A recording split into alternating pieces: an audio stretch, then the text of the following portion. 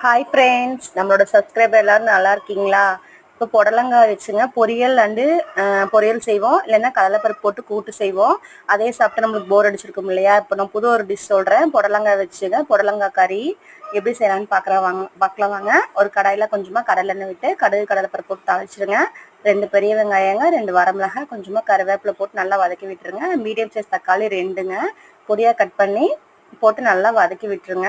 தக்காளி வேகிறதுக்கு தேவையான அளவு உப்பு மட்டும் சேர்த்து நல்லா வதக்கிடுங்க. 1 பிஞ்ச் மஞ்சள் தூள் நம்ம பொடியாக கட் பண்ணி வாஷ் பண்ணி வச்சிருக்கிற புடலங்காய் ஆட் பண்ணி நல்லா வதக்கி விட்டுக்கலாங்க. 5 நிமிஷம் நல்லா வதங்கினதுக்கு அப்புறமா கொஞ்சமாக தண்ணி தெளித்து மூடி வச்சிருங்க, வேகட்டும். ஒரு குட்டி மிக்சி ஜார் எடுத்துட்டு கொஞ்சமாக தேங்காய், கொஞ்சமாக சோம்புங்க,